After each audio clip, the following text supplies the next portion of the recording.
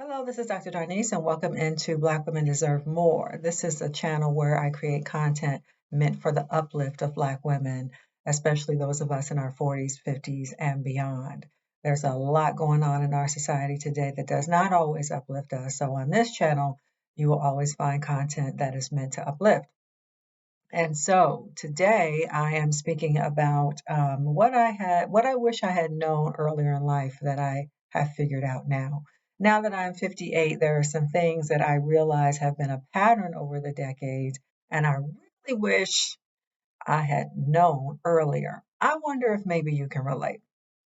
So when I think about, my professional life since I'm going to say in my 30s, because in your 20s, you really are trying to figure things out. You don't really know a whole lot about life.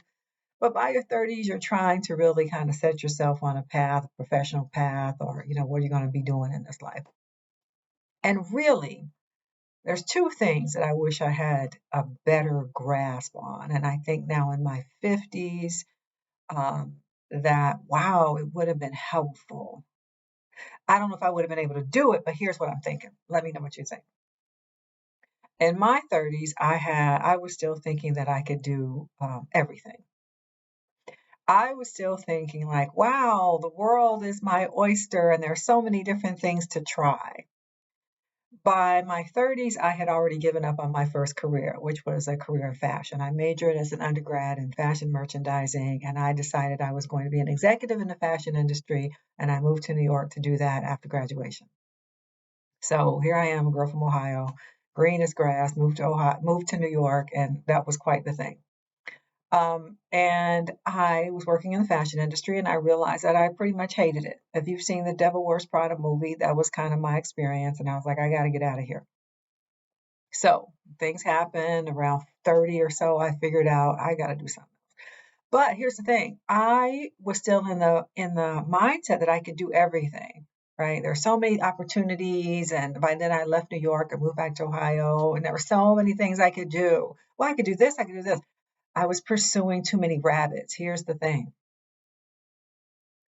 Here's the lesson.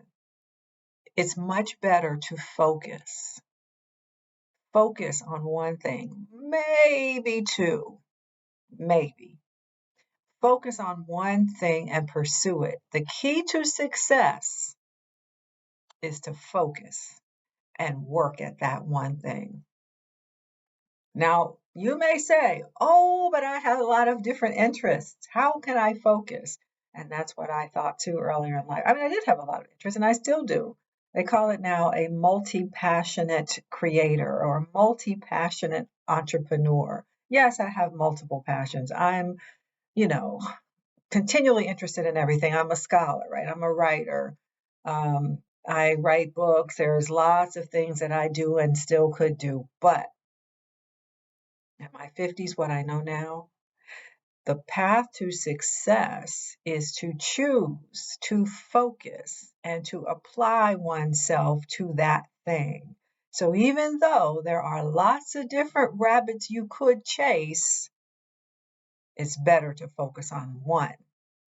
Even the animals in the wild who have to hunt for their food, they focus on one rabbit, right? If you're a lioness, because we know who does the hunting, right? The females do the hunting. If you're a lioness and you're out there looking at the antelope, you focus on one. But for a lot of us who are multi-passionate, we have a lot of interests, we have a lot of talents, a lot of skills, just, bright-eyed, bushy-tailed. We get distracted in life and we think, oh, I'll try this, I'll try that, I'll try this, I'll try that. And before you know it, another 20 years, or maybe let's just say another 10 years have passed. And you've been trying different things and you've been getting feedback. So, okay, you've been learning about yourself, you've been learning about things. But could you have been further along if you had just decided earlier, I'm going to focus on this one thing? And if it was this one career path, or I'm going to focus on being a creative. Here's something else about me. I knew early on that I should have been a teacher and a writer. Those were my earliest gifts. Those were the things that showed up earliest in my life. I was always reading and writing. My nickname was always the librarian. When I got to college, I was still a librarian. My mother told me, why are you going to go to school and major in fashion? You should become a teacher or a lawyer. All you do is read and study and write. But no, in my head, I said, I'm going to be an executive in the fashion industry. So I'm going to major in fashion and move to New York. Okay, so after I did that, and after I was like, no, that's not the thing, right? Remember, Devil Wears Prada was my nightmare. I still could not fathom how I was going to make a go of this thing called being a writer because I didn't want to be a starving artist. And so all I had in my mind was all the reasons that I could not do it. So from my 30s through most of my 50s, the conversation in my head has been why it's not the right time, why I can't do it, why I don't have enough, money coming in to just write more, write full time. But here's the thing that I know now. If I had decided earlier in life, I'm going to write, and that's all there is to it. I am primarily a writer. And that's it. Maybe I will also teach to supplement. If I had decided that earlier, I probably would have written some more books by now. Now, I can't complain. Those are my 3 books back there. The one in the middle, Beyond Christianity, that was my dissertation. The other 2 are more self-help kind of books. And I'm working on a novel now. I'm working on fiction. Finally, in my life, I've had this story in my head for literally years, and I am now sitting down to write. And by the way, I'm on Substack, and I am writing about my process with fiction, and I am writing the next installment, the follow-up, I guess we could say, to 40-something. I keep pointing to it over here. So I wrote 40-something, right, when I finished it when I was about 49, but it took the whole decade to write it. 40-something, 10 radical lessons for women on how to live in love without losing themselves, because how many of us lose ourselves in the process of trying to figure out life, and we overgive, we overdo, we don't believe in ourselves enough to follow the main thing, and so we end up losing ourselves. So people have asked me, when are you going to write 50-something though? If you don't have it, go to Amazon. Yes, I'm shamelessly plugging because I'm sponsoring my own video. So we don't have 40-something. It's been impactful enough in people's lives where they ask me about writing 50-something. And all these years, I have not quite written it yet because I've been in my head. How am I going to do it? I don't have time. I don't have this. I don't have that, which leads me back to the point of this video. If I had focused earlier, then I would have earlier in life decided I'm a writer and not spent so much time chasing other rabbits. In my case, chasing other career paths for the sake of security, right? Financial security, right? Coming from people, grandparents and parents who would say, you need a good job, you need your benefits, you need, right? Don't count on anybody else. You got to take care of yourself in this life. And many of us came up with that same message. A lot of us who are Gen X right now, you got to work hard. You got to, you got to be resilient. You got to do all these things, take care of yourself. And so I did. And so instead of following my main thing, instead of making a decision to focus on the one thing and the main thing, I was pulled in multiple directions because I was like, well, maybe this is it. Maybe that's it. Maybe this is it. Maybe that will give me the financial stability to finally write my books full time. You see what I'm trying to get at? A lot of times we put other things in the way of the main thing. We don't focus on the main thing. We're chasing too many rabbits because there's so many bright, shiny objects out here, especially when you're 20, 30 years old. There's so many things, right, that you could do because you're smart and savvy, you're out here, young person doing all the things. And so I wanted to make this video because Yeah, this is something that like it's just been on my mind to say, wow, if I had really just focused, how much further could I be?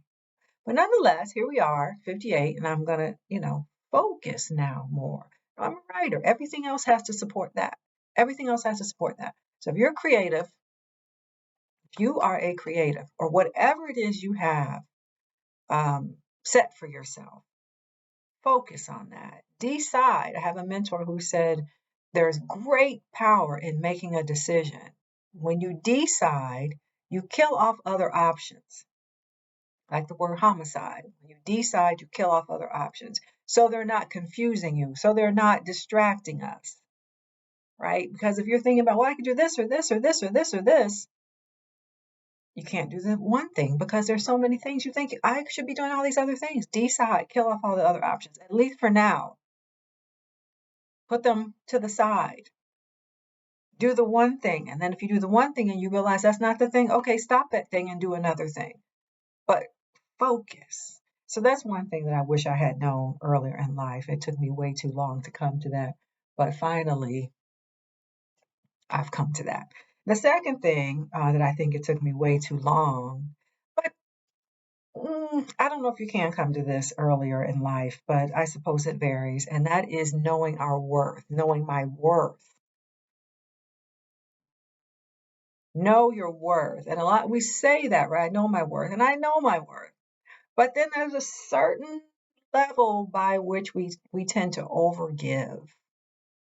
We overdo. We give too much away, like in 40 something, right? The subtitle is we lose ourselves in doing too much for other things, doing too much for that job, doing too much for maybe family members who, they're just constantly other than your own children, right? People who just constantly pull at you and you're constantly showing up to fulfill that because you don't quite believe that you are enough, that you can say no. You don't quite believe like I am worth my own goals, my own dreams, and I'm going to focus on myself.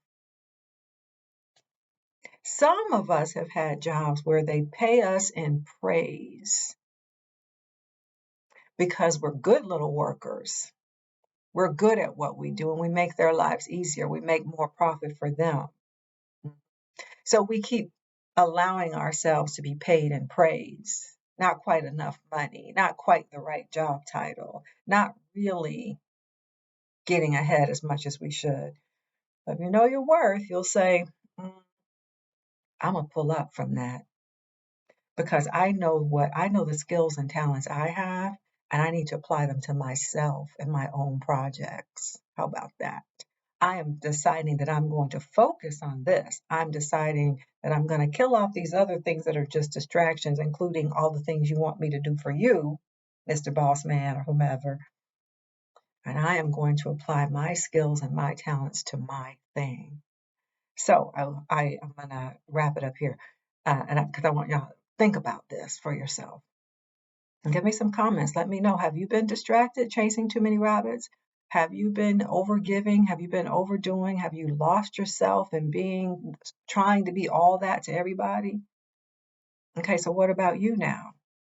What about you now? Because like I said at the beginning, on this channel, I talk about ways in which we can uplift each other, ways in which I can uplift you if I can, as a Black woman.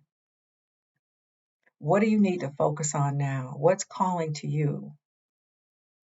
Time to do that, because if not now, when, essentially. So I also want to encourage you to come on over to Substack and join me there. Subscribe to me over there.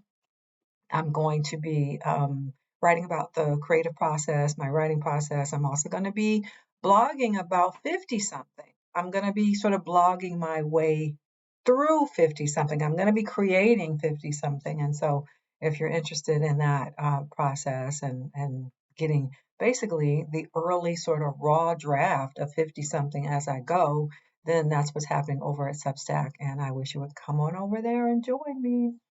But I'm going to wrap this up here. Again, leave me some comments, like, share, subscribe, and let me know what you think. All right, bye for now.